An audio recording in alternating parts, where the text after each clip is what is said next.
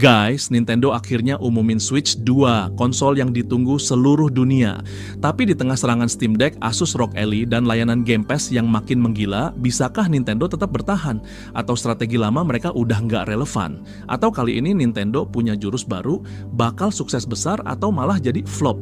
Gua bakal kupas rahasia di balik Switch 2, dan kenapa konsol ini bisa jadi game changer di 2025. Stay tuned di Si Karyawan Pintar. Chapter 1. Switch 2 beneran next gen atau cuma gimmick? Nintendo akhirnya ngumumin Switch 2. Tapi pertanyaannya, ini beneran revolusi atau cuma jualan ulang konsep lama dengan harga baru? Kita harus jujur, Switch pertama sukses, gila-gilaan. 150 juta unit terjual. Tapi sekarang, kompetisi makin brutal. Steam Deck, Asus ROG Ally, dan Game Pass udah bikin industri gaming berubah total. Nintendo tetap main di jalur mereka sendiri. Switch 2 masih hybrid, bisa handheld, bisa dock ke TV. Tapi kali ini ada layar OLED 8 inci, resolusi 1080p di handheld, dan bisa naik ke 4K saat dock. Yang bikin makin panas, Nintendo masang chip Nvidia Tegra T 239. Ini bukan main-main, lebih deket ke Xbox Series S ketimbang Switch pertama yang udah ketinggalan zaman. Tapi yang bikin gua penasaran, Nintendo ngumumin backward compatibility. Game Switch lama bisa langsung dimainkan di Switch 2. Nggak perlu beli ulang, tinggal colok dan gas. Tapi bro, yang bikin rame itu bukan spek. Nintendo masih andalkan game eksklusif. Bocorannya Mario Kart terbaru, spin-off Zelda, dan Donkey Kong Next Gen. Sekarang pertanyaannya, apakah ini cukup buat ngebantai Steam Deck dan Game Pass? Atau Switch 2 bakal nasibnya kayak Wii U, mati sebelum sempat bernafas? Chapter 2, Switch pertama kenapa meledak? Switch pertama bukan sekadar konsol. Ini adalah revolusi yang bikin gamer di seluruh dunia jatuh cinta. Tahun 2017, Nintendo keluar dari keterpurukan Wii U dan bawa sesuatu yang belum pernah ada sebelumnya. Konsol hybrid yang bisa dimainkan di TV dan dibawa kemana aja. Nggak perlu pilih antara home console atau handheld, karena Nintendo kasih dua-duanya dalam satu perangkat. Sementara Sony dan Microsoft sibuk pamer grafis dan spesifikasi, Nintendo fokus ke satu hal, pengalaman bermain yang unik. Strategi ini berhasil.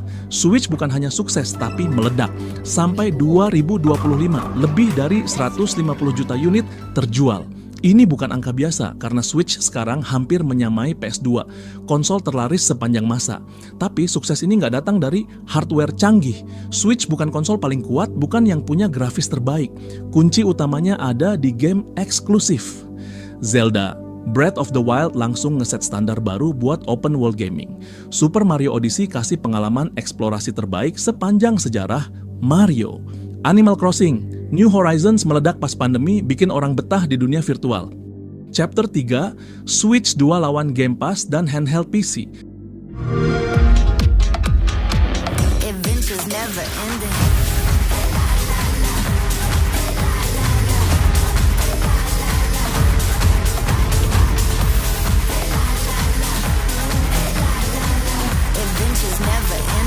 Dad, what are you doing here? The whole family is here.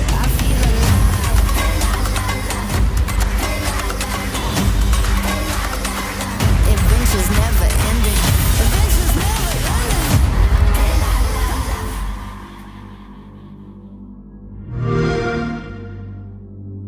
Tahun 2017, Switch nggak punya saingan. Sekarang, dunia gaming udah berubah total. Handheld PC makin brutal. Steam Deck kasih kebebasan main game PC di mana aja. Asus ROG Ally dan Legion Go makin gila dengan performa mendekati laptop gaming. Bukan cuman itu, Game Pass sekarang jadi monster baru. Orang bisa main ratusan game AAA tanpa harus beli satu persatu. Semuanya tinggal download, bayar langganan, main. Apakah Nintendo masih bisa menang? Masalah terbesar, Switch 2 bukan cuma spesifikasi. Tantangan mereka lebih dari itu. Nintendo selalu main di ekosistem tertutup. Lu cuma bisa main game Nintendo di perangkat mereka. Sementara di PC, bebas akses semua platform. Sony bahkan mulai bawa game eksklusifnya ke PC. Bahkan Xbox udah buka pintu lebar-lebar dengan Game Pass. Artinya, gamer sekarang punya lebih banyak pilihan. Kenapa harus beli Switch 2 kalau bisa main lebih banyak game di Steam Deck? Kenapa bayar $70 buat satu game kalau di Game Pass bisa dapat ratusan game dengan $15 per bulan? Nintendo ya harus kasih alasan yang bikin Switch 2 lebih menarik dibanding kompetitor. Karena kalau enggak, mereka bakal kehilangan generasi gamer yang udah terbiasa dengan fleksibilitas PC dan Game Pass. Chapter 4, kesimpulan. Nintendo selalu punya cara buat menang. Mereka nggak adu spek kayak Sony atau Microsoft. Mereka nggak kejar grafis 8K atau 120 FPS. Yang mereka jual bukan teknologi, tapi pengalaman bermain. Dan itulah alasan Switch pertama meledak 150 juta unit terjual. Tapi sekarang, medan perang berubah. Handheld PC makin brutal. Steam Deck kasih kebebasan penuh. Game Pass bikin gamer gak perlu beli game satuan. Persaingan makin ketat. Gamer sekarang nggak cuma cari konsol, tapi ekosistem yang fleksibel. Kalau Nintendo tetap keras kepala dengan ekosistem tertutupnya, mereka bisa kehilangan generasi gamer baru. Harga juga bakal jadi titik kritis. Kalau Switch 2 dijual terlalu mahal, tanpa inovasi signifikan, gamer bakal berpaling. Tanpa layanan digital sekuat Game Pass, daya saingnya makin tipis.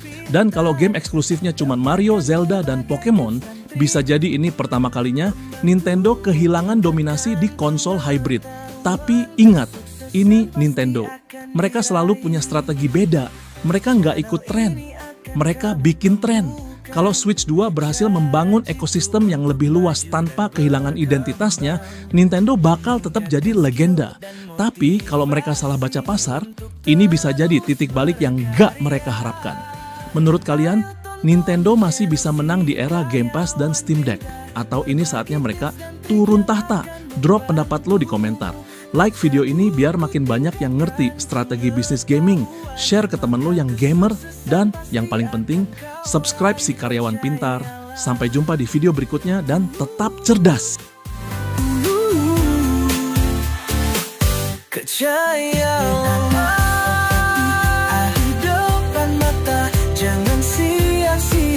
Manfaatkan semua, tonton, baca, dan terapkan ilmunya. Sukses usaha dan promosi kerja menantimu. Kesempatan channel si Karyawan Pintar.